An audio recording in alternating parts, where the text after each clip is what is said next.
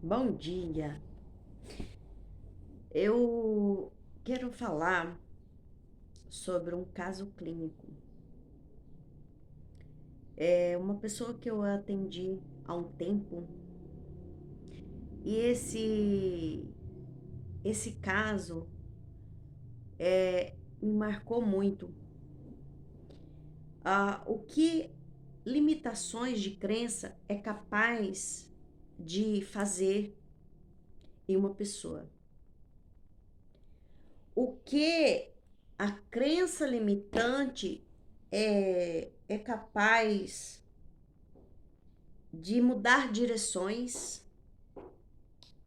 de si mesmo e de vidas, de quem está próximo a você. Esse caso foi um dos casos que mais marcou a minha vida, no decorrer de todos esses processos de desbloqueios que eu nasci para fazer. Eu sou Inelma Guedes e nasci para fazer desbloqueios. Sou imagem e semelhança do Criador, uma mulher que sabe da sua identidade e sabe o que veio para fazer. Eu sei do meu propósito. Então, esse caso me fez aprofundar mais na palavra, conhecer mais a relação das crenças limitantes que fomos aprendidos de gerações com os tataravós, os avós, ou melhor, tataravós, bisavós, avós, pais, os PPPs. O que eu falo de PPP? PPP são padrões limitantes aprendidos. Paradigmas são formatos de pensamento que eu acredito como verdades. E programações são aquilo que eu acredito que outro me falou como verdades. E dentro desses PPPs, existe vários outros PPPs que inicia nos traumas que aconteceu desde a gestação, uma escassez no cordão umbilical, todo o processo que a mãe passa de trauma, o bebê absorve tudo aquilo, a ciência prova isso. Em seguida, o parto, a forma que foi o parto também gera grandes sequelas de crenças limitantes. E os pais, os padrões que acreditamos o que ouvimos deles, porque eles também fazem parte ou fizeram parte para alguns de programações que aprenderam a serviço de um sistema limitante. Os parentes, os professores, os padres, os pastores, os programas de televisões, os programas de videogames, jogos, enfim. São sistemas que faz com que a tendência limitar, prender e escravizar. Ah, mas vou colocar responsabilidade em alguém? Não. Aqui não tá para colocar responsabilidade, culpa e julgamento a ninguém. Mais uma autoavaliação da forma que pensamos, da forma que sentimos e da forma que falamos. Todas as crenças limitantes foram acreditadas porque foi ouvidas de pessoas que confiávamos. E padrões que vieram de gerações, acreditando como verdades, e não é. Então, esse caso veio até mim, era uma pessoa que eu já conhecia, de alguns convívios de muitos anos, e, e ela me procurou. Até então, eu ainda fiz umas exceções de atendimento em consultório.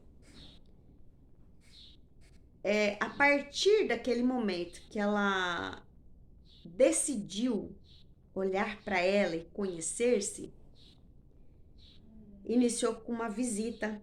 Eu fui em um determinado lugar e esse lugar era grande, bonito, e eu estava com o objetivo na época de alugar. E aí eu descobri que era dessa pessoa. Deixei o número e ela entrou em contato comigo, já me abordando, falando assim: ah, você faz desbloqueio. Eu quero conhecer melhor. E eu agendei. Então, iniciou ali um processo de autoconhecimento. Eu faço abordagem de uma forma que eu faço perguntas para que desperte a consciência da pessoa de quem ela é, o que ela veio para fazer, qual que é o objetivo, a intenção dela ali naquele lugar, por qual motivo ela buscou autoconhecer-se, quais são as dores que traz a pessoa a autoconhecer-se. Eu não digo só que é através da dor, mas naquele momento ela disse, a primeira palavra que ela disse à minha frente: eu não aguento mais.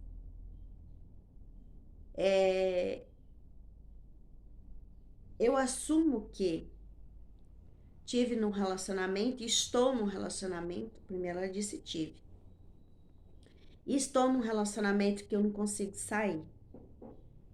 45 anos. E eu fiz uau, mas sem expressar dentro de mim. Assim, uau, quanto tempo. E eu já percebi, assim, antes dela vir buscar autoconhecer-se, um relacionamento abusivo, de submissão. Mas no decorrer de todo o processo dela ali, ela expôs que ela fazia de tudo por ele. E mesmo que ela fizesse de tudo, não era autossuficiente. Ele usava palavras que degradavam, que deixava baixa estima, a humilhava perante as pessoas. E eu perguntei se ela tinha também agressões físicas. Ela disse que não. E ela relatou toda a história dela no decorrer de todo o desenvolvimento e das minhas pesquisas, que foi aprofundando para saber qual que eram as intenções dela ali no autoconhecer-se. E como é do meu proceder perguntar na primeira sessão, após a pessoa expressar a intenção, porque muitas das vezes a intenção não é o que fala, o corpo fala outra coisa. E eu percebi ali que ela estava só expressando as dores, e a intenção era algo que o corpo dela gritava, não só a boca dela falava, que não aguentava mais. Então, eu fiz a pergunta para ela: você está disposta a deixar tudo que causou tanta dor? Ela chorou muito copiosamente. Então, no desenvolver de toda a pesquisa, que eu fui fazendo perguntas e autoconhecendo o desenvolvimento de aproximadamente uns 30 dias, ela tinha pressa de autoconhecer-se. A necessidade era tão grande, as emoções dela estavam excessivamente fora do controle.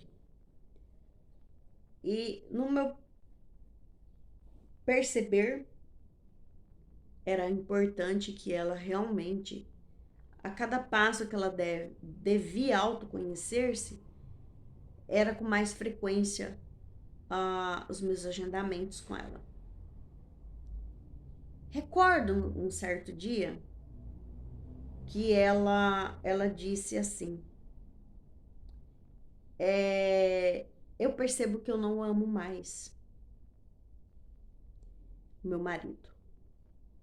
Eu já por 2 vezes eu separei e ele foi me buscar. E eu novamente retornei.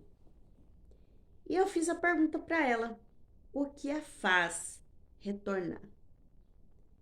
Aí ela disse assim: por dó. Eu tenho dó dele.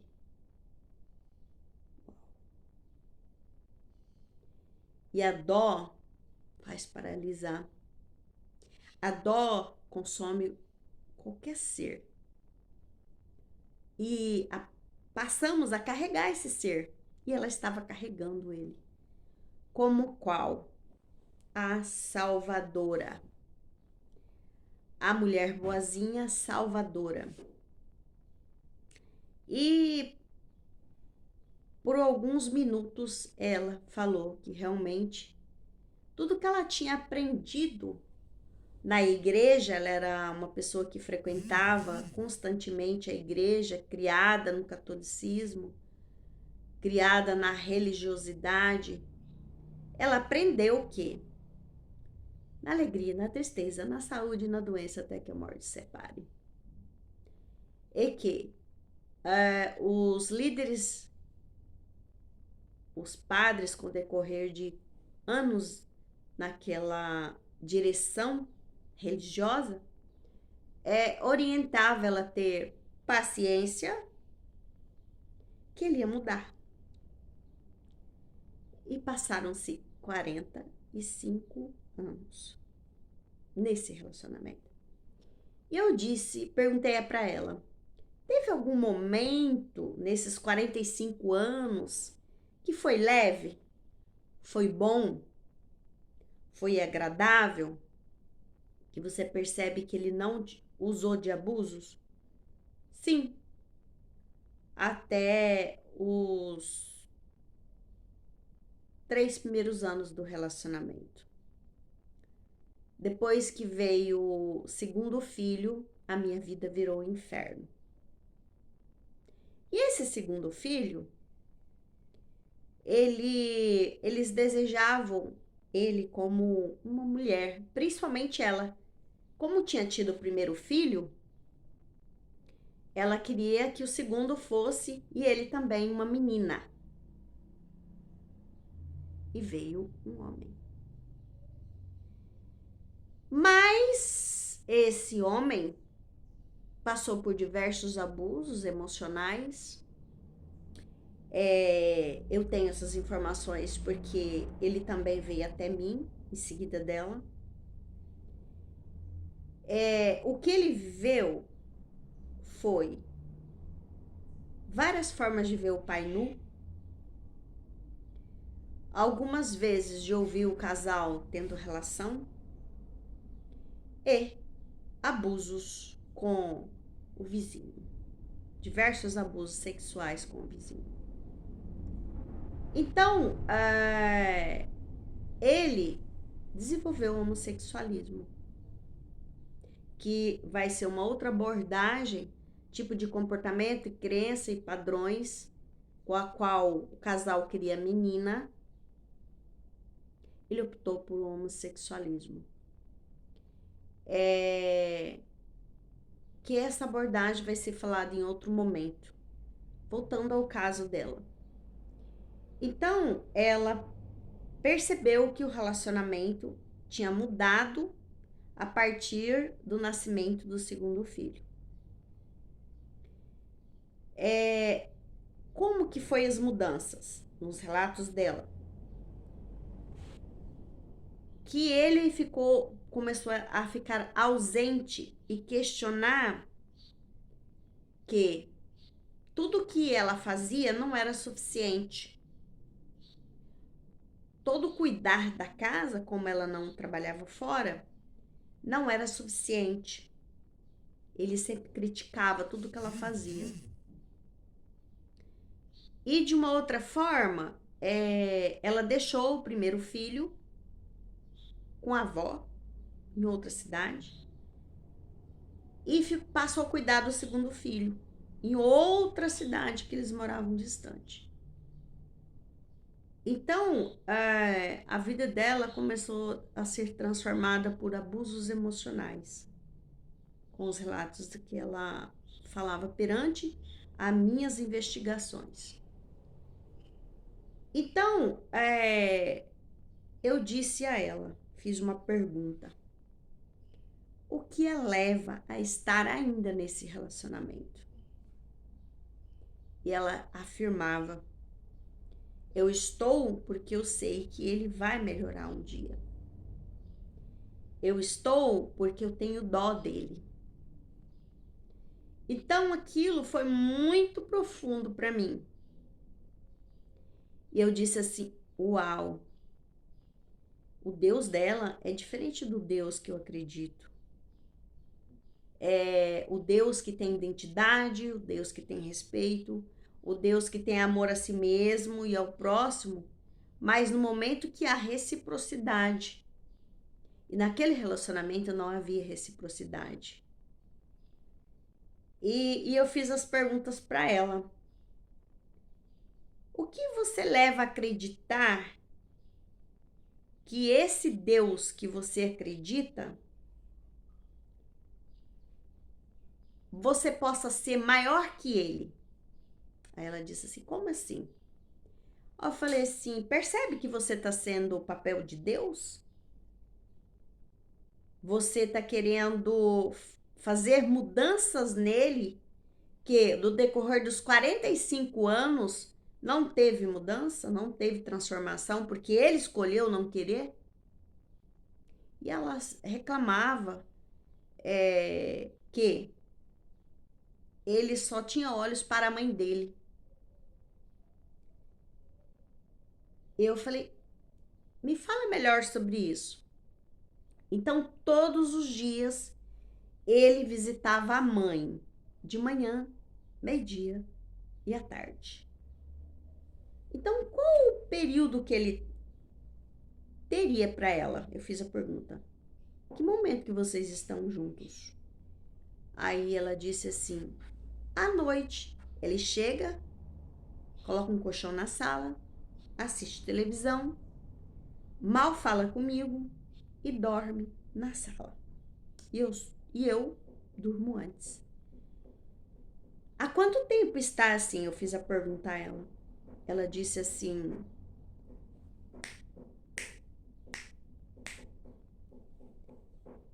e eu perguntei para ela: você percebe que seu casamento já não mais existe? Você só está a serviço de alguém? E ela olhou com aqueles olhos profundos em mim e disse assim: verdade. É como se eu não existisse mesmo. Eu fico ali só servindo ele. E ao fazer outra pergunta, eu disse: tem algo familiar nos seus ancestrais parecido com isso? E ela disse: sim, a minha mãe também fazia assim. E os meus pais já morreram, mas eu recordo que a minha mãe era assim. Diferente da mãe dele, que ele tem tanto apego por ela. O relacionamento deles teve de muito conflito. E eu disse a ela: se ele está de manhã, meio-dia, de tarde com a mãe, significa que ele não cortou o cordão umbilical da mamãe. Ainda é um homem, mas com atitudes de menino.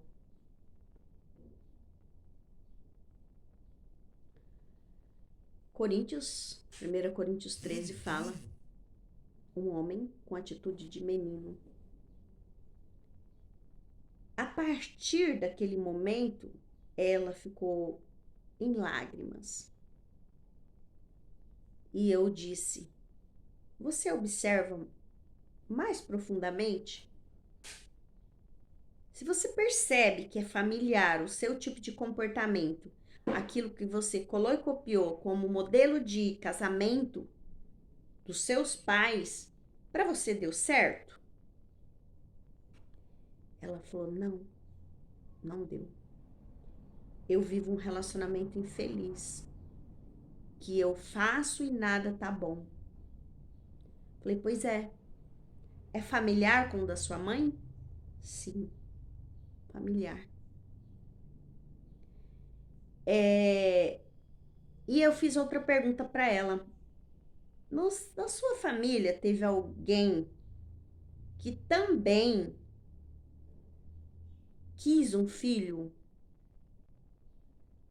que era mulher e veio homem?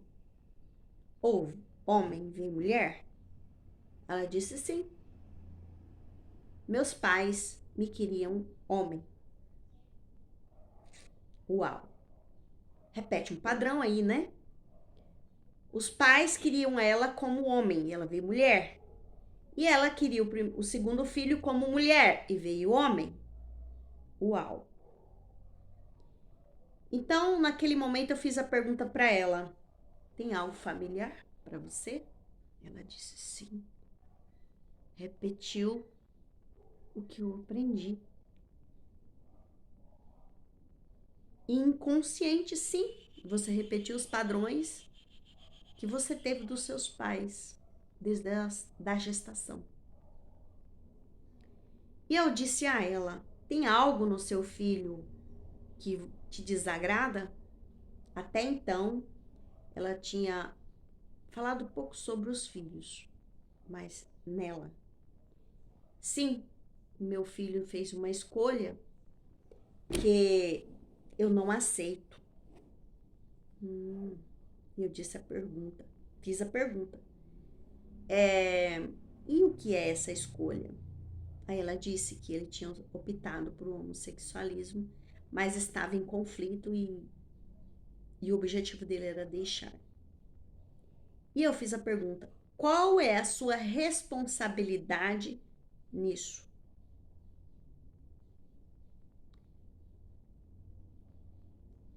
Doeu?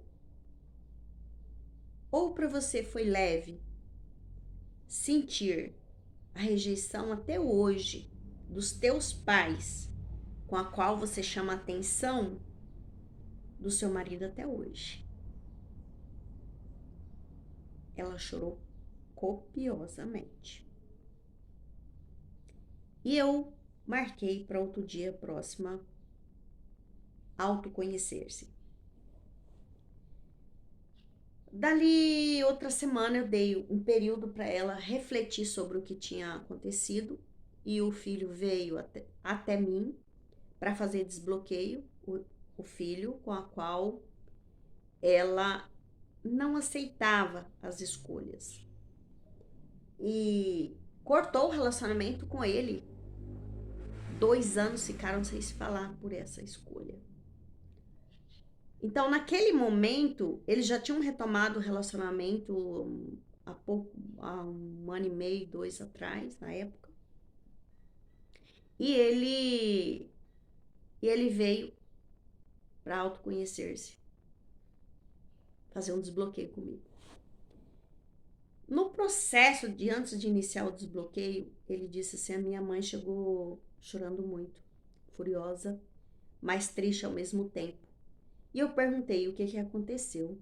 Ela disse assim: a terapia só me fez ver verdades, ou melhor, o desbloqueio que eu passei hoje me fez ver verdades que eu não enxergava. Mas eu vou parar. Isso, relatos dele. E deixei ela no processo 1 semana de autorreflexão. Voltando, pós 1 semana, ela disse assim: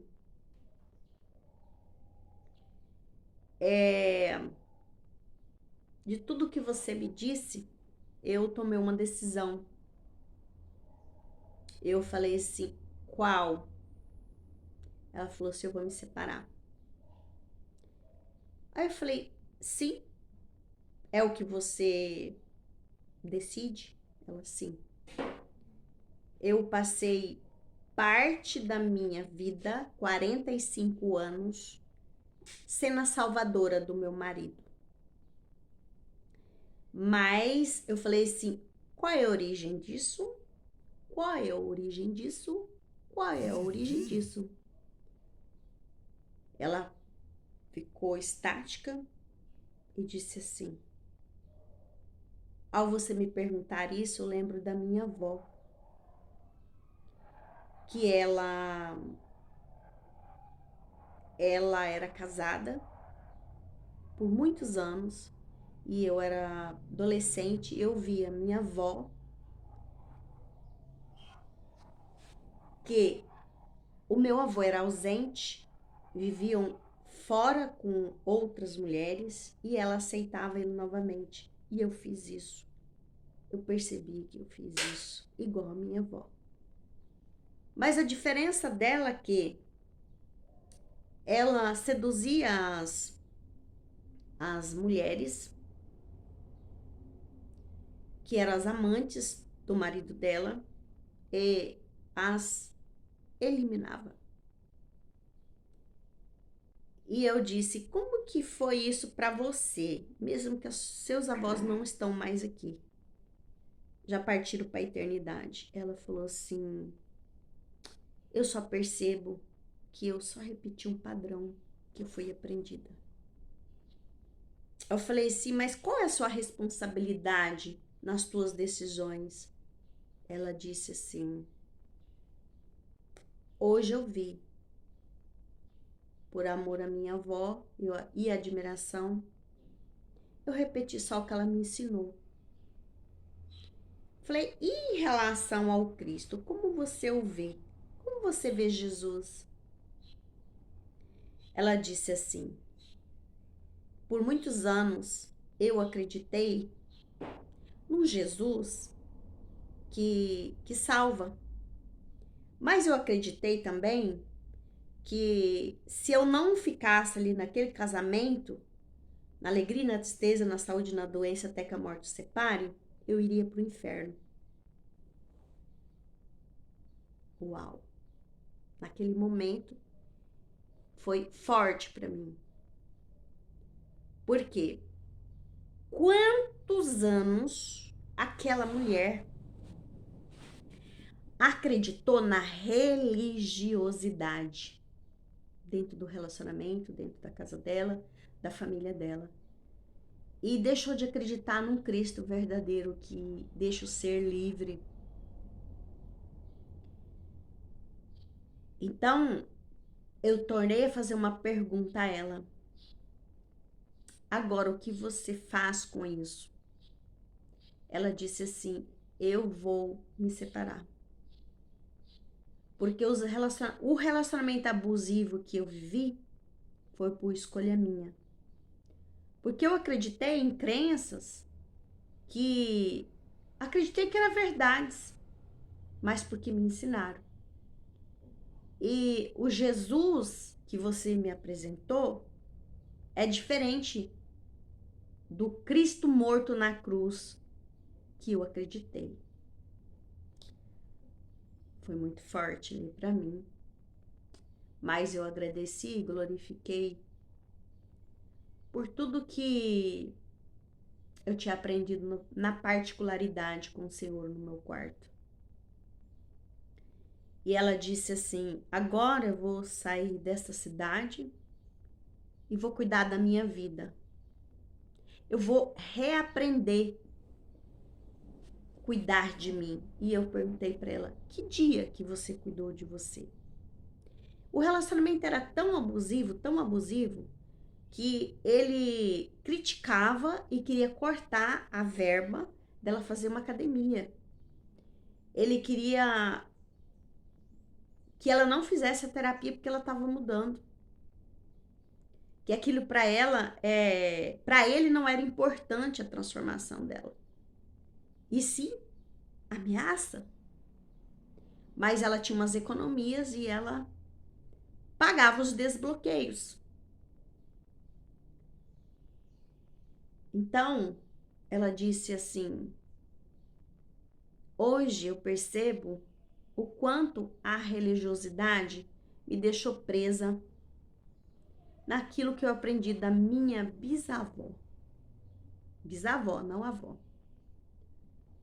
Eu falei anteriormente avó, mas bisavó. E ela foi criada pela avó. E ela recordava também que a bisa também fazia no mesmo formato, que o bisavô dela também prostituía. Tinha várias mulheres num casamento.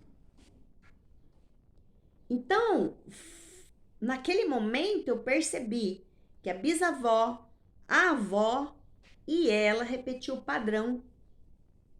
A mãe não teve, a mãe e o pai não teve esse tipo de comportamento.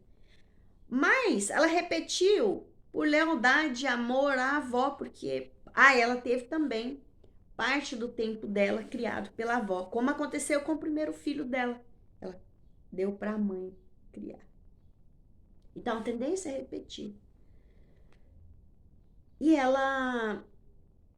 eu falei, eu não te libero dos desbloqueios, mas você é livre para decidir se você permanece online ou presencial.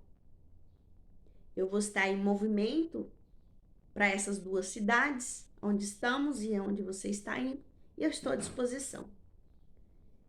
E antes de liberar ela naquele momento da terapia, ela falou assim, eu senti muito mal essa semana. Como foi das primeiras, segundas semanas dos desbloqueios. Eu estou sentindo muito náuseas, muita fraqueza. Eu disse a ela, o processo de desbloqueio às vezes dá algumas reações, mas não nesse formato tão mais forte os sintomas. Pedi para que ela procurasse um médico. E ela telefonou para quem ela conhecia e passou umas vitaminas e ela oscilava. Um dia ficava bem, outro dia não. E eu disse, já que você decidiu a separar e cuidar da sua vida, sugiro você procurar um médico e fazer vários exames. Porque o relato que ela dizia é que ela tinha muita dificuldade digestória. E o estômago dela, ela não tinha facilidade de comer qualquer coisa. Então eu disse, procure um gastro, procure um especialista na área, para que você faça alguns exames. E assim ela fez. Mas ela demorou mais umas 2 semanas para fazer. Quando ela fez, me comunicaram que ela estava com nódulos no fígado e no pulmão. E ela tinha dificuldade na digestão, ela também tinha, eu percebi assim, todas as vezes que ela chegava, que ela estava com o cabelo molhado, que eu atendia de manhã os desbloqueios, ela falava que lavar a cabeça deixava ela com dificuldade de respirar. Eu percebi que aquilo ali não era só de lavar a cabeça, tinha algo muito mais ali por trás dos 45 anos do relacionamento abusivo que ela decidiu estar. Então ali estava a prova de que aquilo que eu sugeri a ela, que ela procurasse um especialista, que não era normal ela ter dificuldade de respirar, de lavar o cabelo. E assim ela o fez. Passou por uma equipe de 5 médicos, mas os exames davam negativo de CA, câncer. Aí ela foi para São Paulo, fez os exames lá e deu o diagnóstico de câncer. E ela viveu por 3 meses.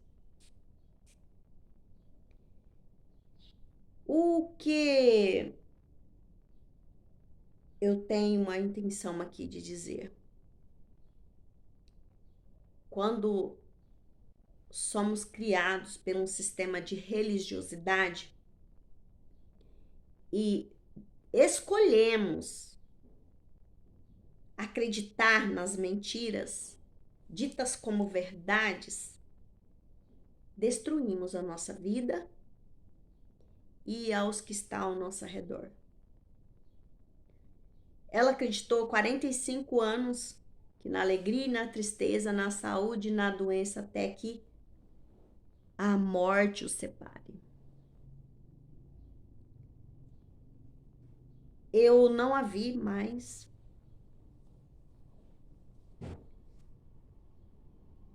Mas esse caso, esse desbloqueio, fez com que ela liberasse crenças religiosas de relacionamento. E ela decidiu a não fazer mais desbloqueios. Eu entrei em contato e falei, sugiro que continue o desbloqueio para você liberar disso. E ela escolheu a não fazer mais. O que é o sentimento de quem percebeu, de que forma é, né? O sentimento de quem percebeu que passou 45 anos cuidando do outro, salvando o outro, porque acreditou que na alegria e na tristeza, na saúde e na doença, até que a morte os separe. E de que viver aquele relacionamento abusivo, se ela separasse, a liderança da religiosidade afirmava que ela iria para o inferno.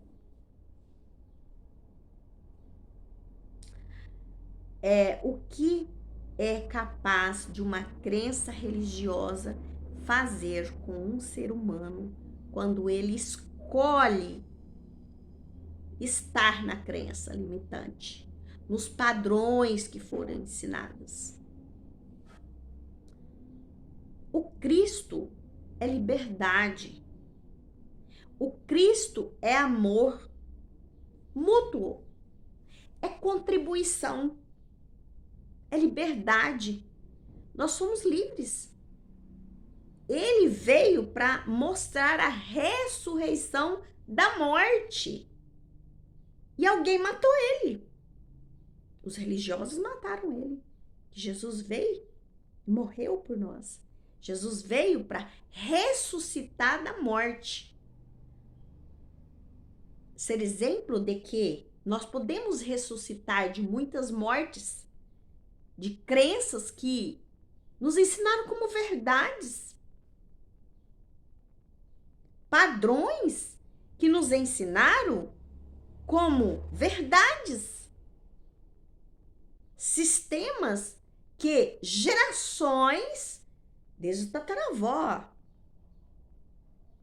bisavó, ensinou que relacionamento é ter dó, não separar, porque vai para o inferno. Que Cristo é esse? Cristo é amor. Amor primeiro por si mesmo. Amar a Deus sobre todas as coisas. A religião ensinou que Deus está lá fora. Onde que está Deus? Como que eu vou amar alguma coisa que está lá fora? Então já é 2, não é 1. Então, amar a Deus sobre todas as coisas já está falando que está dentro de mim. E Gênesis 2, 26, 27, nós fomos formados em mais semelhança dele. Então, onde que ele está? Então, até quando vamos acreditar em verdades ditas, mas como mentiras, sem examinarmos, sem